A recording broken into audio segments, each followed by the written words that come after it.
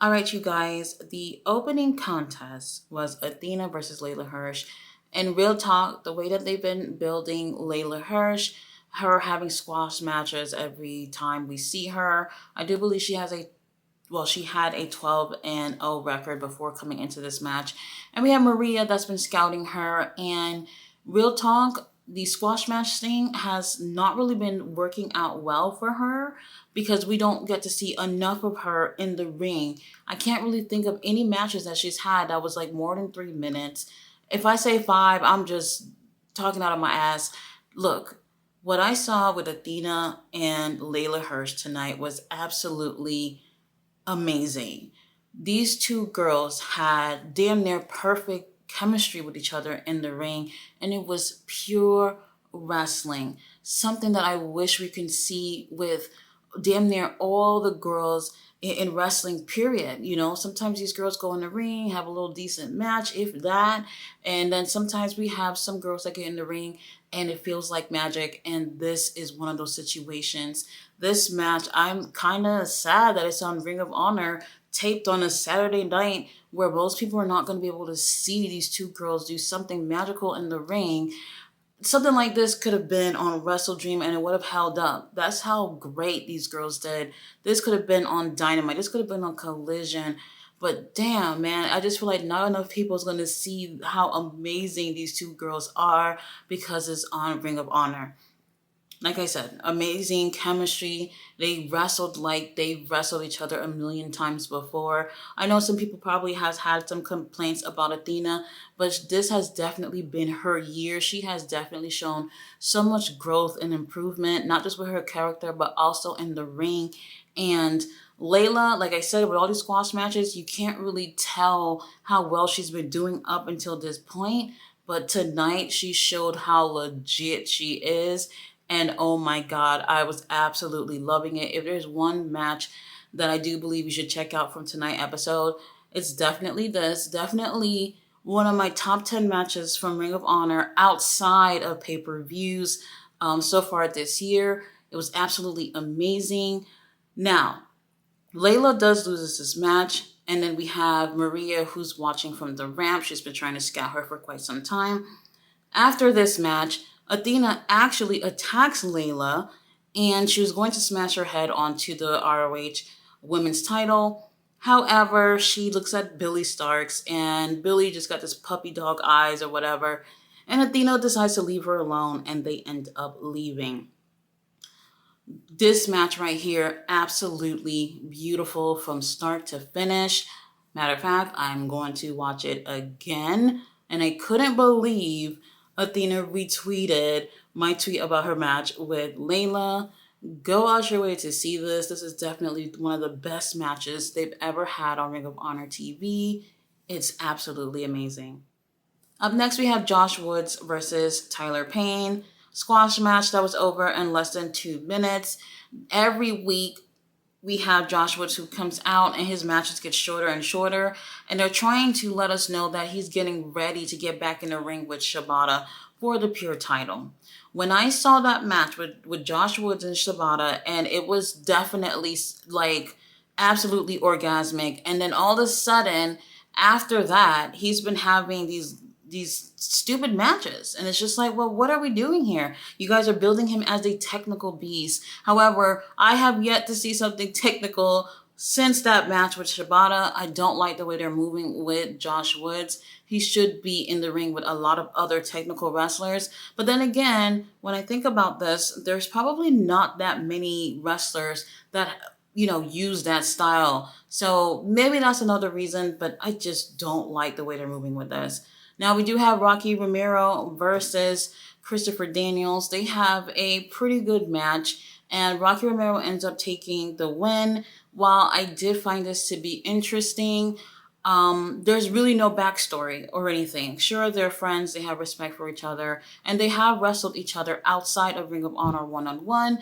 But moving forward, it did seem like we just had quite a bit of New Japan wrestlers on this card. And I do believe with them being on tonight's show, that really helped the show be a little bit better than average. So I did like the fact that we had those guys on the card. But Rocky takes the win in a really interesting match with Christopher Daniels. So I do like, from time to time, them bringing some New Japan wrestlers over to spice things up in the ring.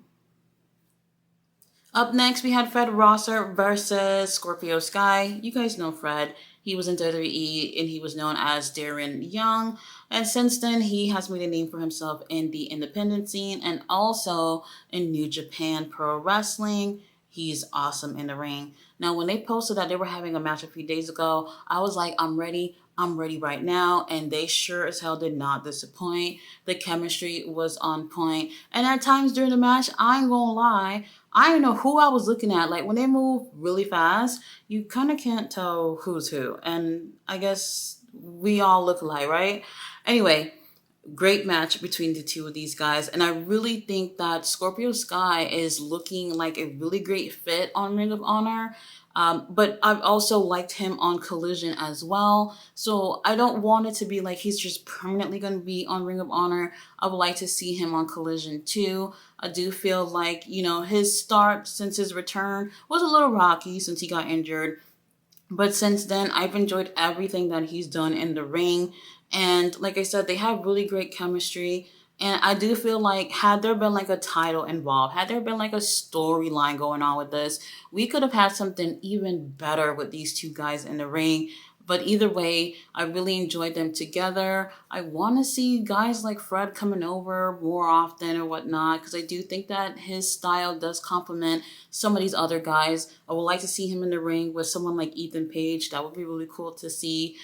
Scorpio Sky does take the win with a TKO. Beautiful TKO, by the way. And I'm really liking how things are moving for him on Ring of Honor. I just want to say the same thing for him when he is on Collision. Next, we had trios action with the ladies. We had the Renegades and Lady Frost versus Willow Nightingale, Kiera Hogan, and Sky Blue. I'm not gonna lie, this match felt like the match that they had like 2 weeks ago. Instead of Lady Frost, it was Layla Hirsch. And it just felt really, really similar. And I'm not gonna lie, I just didn't really care about this. Willow team did end up taking the win. Up next, we have Ethan Page versus Invictus Cash. This was super good, but super short, like less than 5 minutes, but it was very effective. And at times, I was kind of like looking at Invictus Cash rather than Ethan Page, because I feel like both of them was doing like equally well. So I don't know what it is. Whatever they're doing with Ethan, I see what they're trying to do. I just feel like his matches have been too short.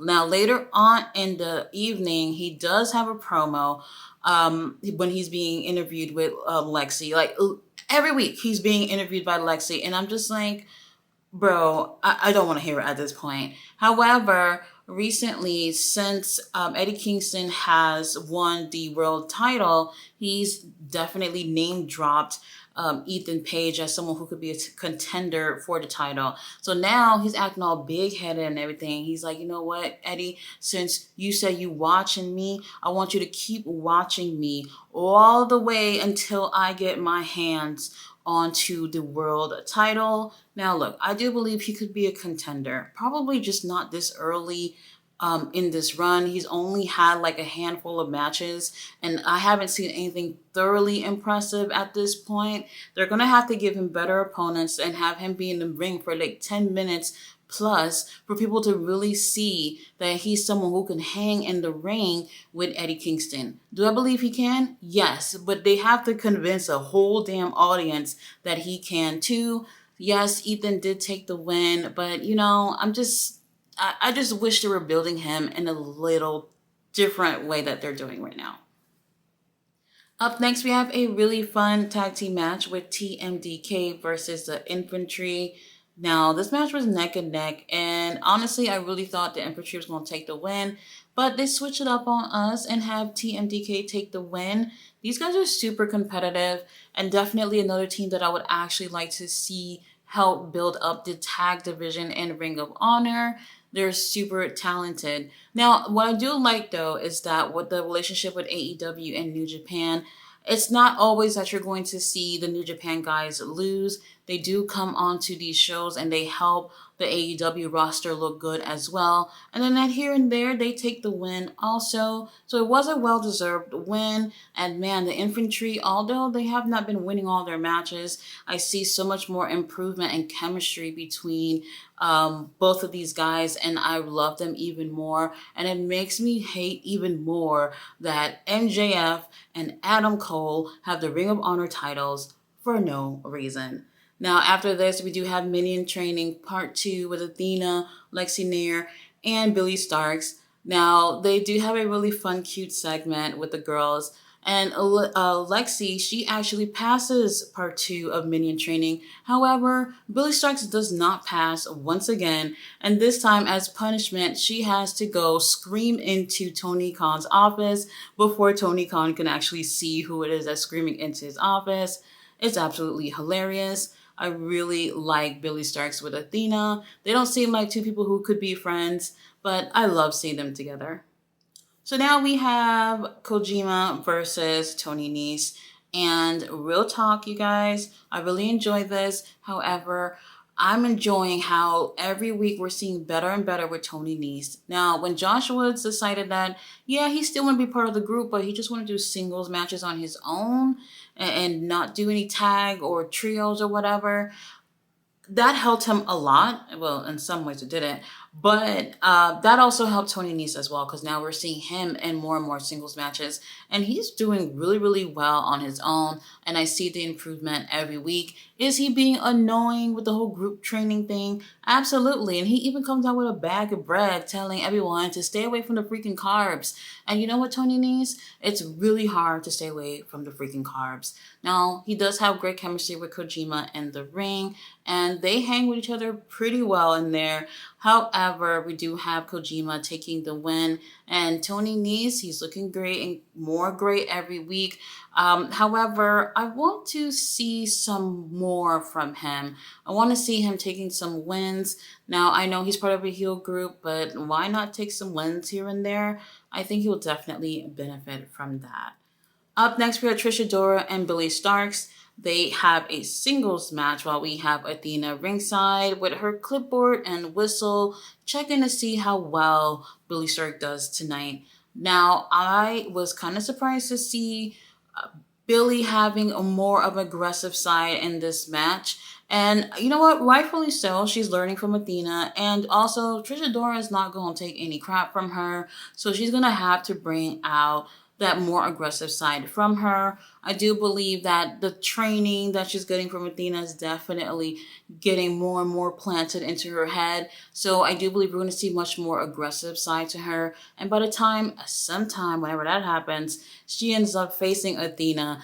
Everything that the student has learned from the teacher, she's going to apply in that match with Athena. So that's going to be so awesome to see. Now we do have Billy Starks taking the win, and Athena is so happy celebrating with her in the ring. But the celebration doesn't last too long because Billy got to go right back into training. She needs all the help she can get. Up next, we have Lee Johnson versus Darius Martin in a singles action. You guys heard that right. Darius Martin in singles action. How well did it go? Not bad, actually. Now, they've tried to put him in singles matches before, and to be honest, he just comes off as someone who's just been tag teaming since birth and just don't know what to do when he's on his own. So they've been keeping him doing tag matches and trios matches this whole time. So this time, I do believe he knew he had to prove himself. And I think he did really well. And Lee Johnson really helps him look great in this match. And surprise, surprise, he takes the win with a frog splash. Here's the thing, though. I prefer to see him doing tag matches. We do have a lot of singles competitors in Ring of Honor, but the tag division really needs to pick up. And I do feel like if we got to see a little bit more personality from Darius and Action Andretti, these guys could hold tag team gold. However, I don't feel like Ring of Honor is doing enough when it comes to almost any of these titles. The only title that they've been consistent with since day one is the women's title. Other than that, everything else has gone to shit and gone to AEW. It's just so annoying. But congrats to Darius for showing some improvement tonight. But at this point, I was kind of hoping the show would be over because it's just match after match after match after match, and they don't really give you a chance to breathe a little. Up next, we had a four-corner survival tag match. Basically, we have four teams in the ring. First team to get the pin, and yeah, they win. Now, we do have the workhorsemen. We have Shane Taylor and Lee Moriarty. We also have the Iron Savages, and we also have Cole Carter and Griff Garrison. Now, I was thinking, oh, Cole and Griff might take the win. They've been pushing them to really be a tag team lately. However, there's a trouble in paradise throughout this whole match between the two of them. It just seems like Cole and Maria got their own thing going on, and Griff is just on his own. However, they're still a team. I do believe that they're probably working slowly into getting Griff to be a heel with Cole Carter. If that happens, that would be great. I do believe he needs some personality, especially after getting a beatdown the other night from Wardlow, which was absolutely insane. I don't even know why they did that. Now, this match was pretty cool. I really like all these teams together. Cole and Griff, they gotta convince me, but everybody else was pretty good. I really like the Iron Savages. So I was kind of hoping that they would have taken the win. However, we do have Shane and Lee Moriarty taking the win for this match.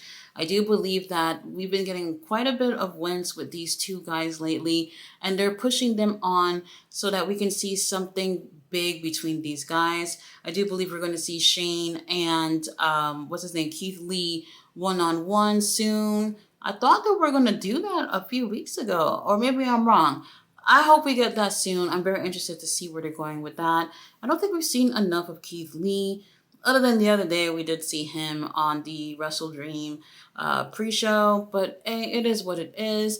Now, once we got to this point, I was like, oh, okay, this is definitely giving vibes of we're closing the show with this match.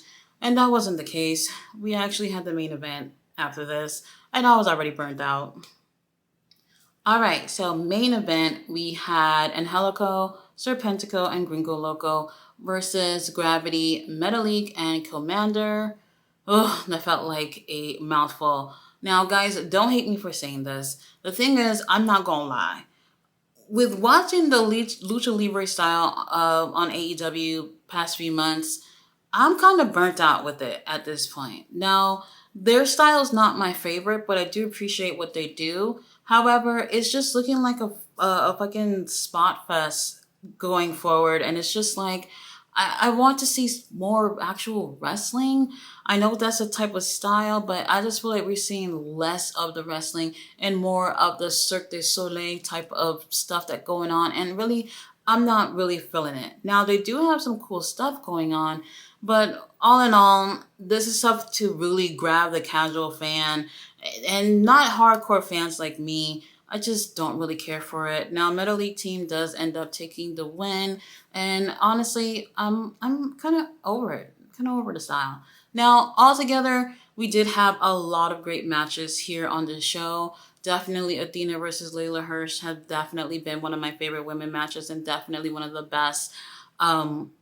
Definitely top 5 Ring of Honor I'm going to say that again, matches that I've seen. So I'm not including the pay-per-views when I say that. So this is really showing a lot that these two girls really put their all into this, and I absolutely appreciate it. So if you want to check out anything, definitely check out the opening match. Definitely check out Fred Rosser versus Scorpio Sky. And we also had some other good things here.